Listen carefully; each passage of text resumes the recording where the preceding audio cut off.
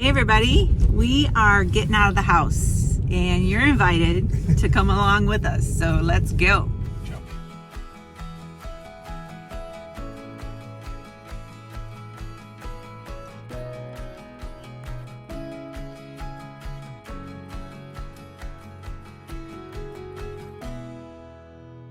All right, so we are headed to a town called West Branch. The last time I was there Christmas shopping in the outlet, they have a little outlet strip mall there, I saw a store that was, everything in the store is made in America. I mentioned it to Ed last night that they have this store in West Branch where everything's made in America. And he's like, well, let's go. And I said, well, let's go in the morning. Yeah. And he's like, okay. And I'm like, then let's go eat and then we'll go get a coffee at Tim Hortons and just make it like a whole date day. So that's where we're heading right now, to check that out. So I'm going to be showing you our meals today and also any fun things that are going on. So see you in a bit. All right, so we just came out of a little restaurant here in West Branch called Buck's Country Cookin'. I had a Cobb salad. It just looked good today. It sounded good. I wasn't able to finish it, but that's what I had. So we're going to be heading off now to the little store, Made in America or whatever it's called. I'll show you when we get there. We just came out of the USA, Made in the USA store, and we're going to have a quick impromptu coffee chat. We just grabbed some coffee from Tim Hortons, have a large with 2 cream. They had, some cool stuff in there. They had a lot of Amish furniture. A lot of vendors, I think, that make things in the, in the area, and they just have them there for sale. And I ended up spending $4. I bought 2 dish towels. They had them marked down to 80% off. And one of them, this is really cute. It says Hello Fall. Got the little crochet on the bottom. These were like $1.25. You all know I'm like the plant lady, right? And this one says, sorry, I have plants. Thought it was so cute. I kind of thought they would have a lot more merchandise in there for sale, but it was kind of sparse actually. It's a big area, like two storefronts, and the furniture took most of it. And then the other stuff, there was just kind of like this and that. Ed almost bought a flag. He was going to buy this little flag kit, American flag. For $17.76. Yeah. $17.76. Yeah. They were really pushy. There was nobody in the store, so they were trying to make some sales. Of course, for $17, it was a printed flag. It wasn't, sewn, each color sewn together. Right. And it's just a little thin pole with the little plastic eagle on the top. Yeah. Very cheap. Just like you would get like at Walmart or somewhere. He said, you don't want that. That's our economy flag. Come over here and let me show you. And he started showing us this really nice flagpole, and it was like $40, which is, was a nice big metal pole. Yeah. And then he started showing us these different flags, and these are really nice, heavy duty, like thick, high quality flags. And $100. yeah, they were really expensive. $100 for a nice flag and a nice pole. Yeah. Which is okay, but hold off for right now because I want to think about where I want to put it. I think I want to put it down by the lake like everybody else on the lake does. All the way around the lake there's flag. At first he said he was going to put it by our address on the house, but we have a Ring doorbell, and I think that I'm getting hot. We have heated seats and I love having them on, but I get hot. He said he wanted to put it there, and I thought about it, and I'm like, the flag would constantly be setting off the doorbell. So we have a light pole down by the lake on the beach, and we kind of thought we might put one there. Of course, you got to have a light on it and everything. It's got to be done right. It's kind of high pressure. So we decided not to get it. We figured it out that, they got a double storefront and they got to pay the rent. So, yeah. I get it. I think the coolest thing I saw in there was a crocheted nativity. So cool. Like, I'd never seen that before.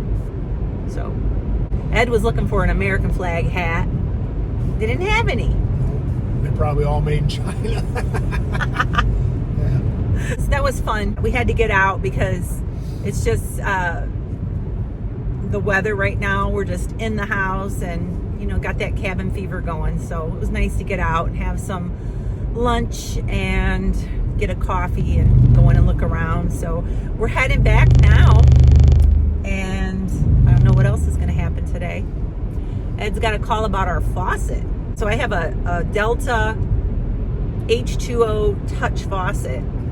Got it last year. It's not even a year, and it's dripping. So I gotta call the company because it's still under warranty and see if we can get a little part. We brought Sapphira with us. She likes to go for car rides, and she just sits in the car. I don't do that when it's real hot in the summertime. I don't like leaving a dog in a hot car, but she likes to go. And when the weather's good, we take her with us, and she just sits in the car. So I'm gonna make chaffle burgers tonight for dinner.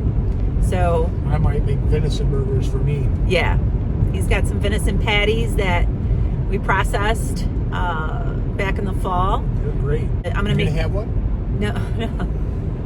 We're gonna make chaffles and use those as our buns for our burgers. I hope I don't mix them up. Yeah, I'm gonna make sure they don't get mixed up. I have my seatbelt on, by the way. You don't see it, but we always wear seatbelts. Somebody had mentioned in one of our videos, where are your seatbelts? I'm like, we had them on. We always wear seatbelts in the car, but I'm leaning over right now and it's on. So anyways, we'll see you later on when something else is happening. We are back from our little adventure. It's 1 o'clock. We have a few hours before dinner, and I am getting ready to give myself a manicure and a pedicure. I'm not going to show you, don't worry. But my nails have looked terrible for weeks, and I just haven't taken any time to do them. I do my own nails. Being a hairdresser for so many years, I have just always done things on my own pedicures, my own manicures. I went through all the classes for manicures and pedicures as a cosmetologist, and so I just always do my own. I have gotten manicures and pedicures before, especially like when my sons got married. I went and got a nice pedicure once in a while, but most of the time I do everything myself. I got my little hand soaker here. I've had this since I was in cosmetology school 30 some years ago, and I just use this to soak my nails in. I'll sit and watch TV with Ed and I'll just soak my nails, and then I have my little cuticle pusher and my little nail file. I also have my cuticle nippers. These are awesome. These are super sharp. I got these off of Amazon. These are the best I have ever had, and I'm going to be doing some Color Street nail strips today. For those of you who do not know, I am a Color Street nail stylist. If you've never used Color Street before, these are just nail polish that are on little strips, and they are shaped like fingernails. You just find one that fits your nail and you just stick it on and you just file off the top, and they last for like at least a week, 7 to 10 days. And so this is usually what I use on my nails.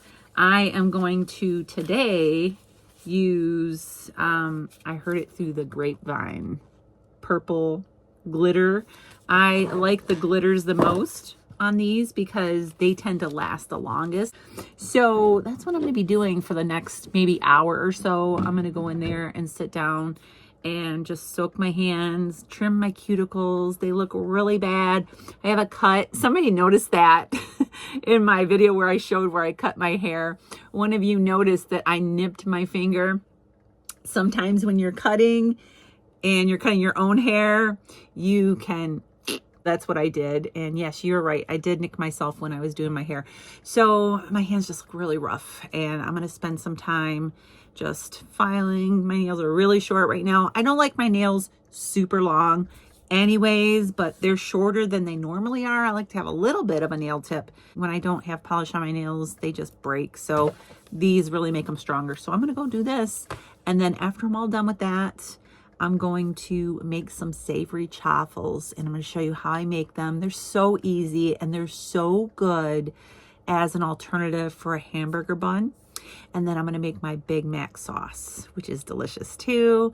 And we will have our burgers on the grill, and I'll show you all that at dinner time. See you then. I am getting ready right now to make some chaffles for our burgers. We're going to have chaffles as buns. If you have never heard of chaffles, they are basically eggs and cheese that have been mixed together And then you make them in these little mini waffle irons, and you have nice little buns. All right. This is called savory chaffle over on my website, lowcarbrevelation.com.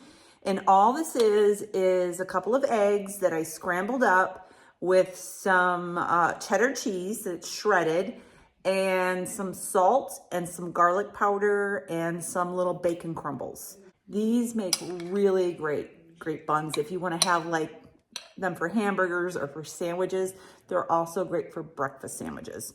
They're very low in carbs. My little iron is preheated and ready to go. It is a non-stick, so I don't use like cooking spray. Did my nails.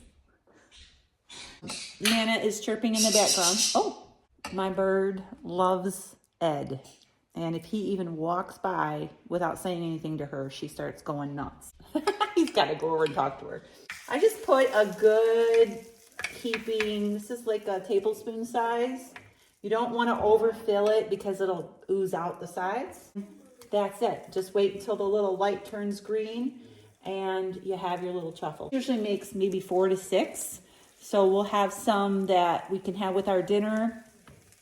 And these also store well in the refrigerator, and you can also freeze them in the freezer. So that's also great. All right, so look at that. Looks good. All right, now I'm gonna make my Big Mac sauce. This Big Mac sauce is in my cookbook, and it's really easy to make. It tastes great on burgers. You can also make a Big Mac salad with just some burger patties on top of some romaine lettuce and put this sauce on top. It is really good. So the first ingredient is mayonnaise. I like Chosen mayonnaise because it is made with avocado oil. I get this at Costco. And you're gonna put about 1/4 cup of mayo in the bowl. Next, you're gonna put some dill relish into the mayo. You're going to put about 2 teaspoons of dill relish into the mayo. Next, you're gonna add some yellow mustard. I like French's. And you're gonna put in 1 teaspoon or so of mustard into the mixture. Then you're gonna put in some sugar-free ketchup. I like Primal Kitchen. And you're gonna put a good teaspoon of that into the mixture as well. I'm gonna add about 1 teaspoon of white vinegar. I have this big gallon jug and I just poured it in. 1 teaspoon of garlic powder. I think that was onion powder, but 1 teaspoon of garlic powder and 1 teaspoon of onion powder and 1 teaspoon of paprika. You're gonna give this a really good stir, and it is best if you let it sit in the refrigerator for at least an hour. You can definitely use it right away, but it is best if you wait just a little while.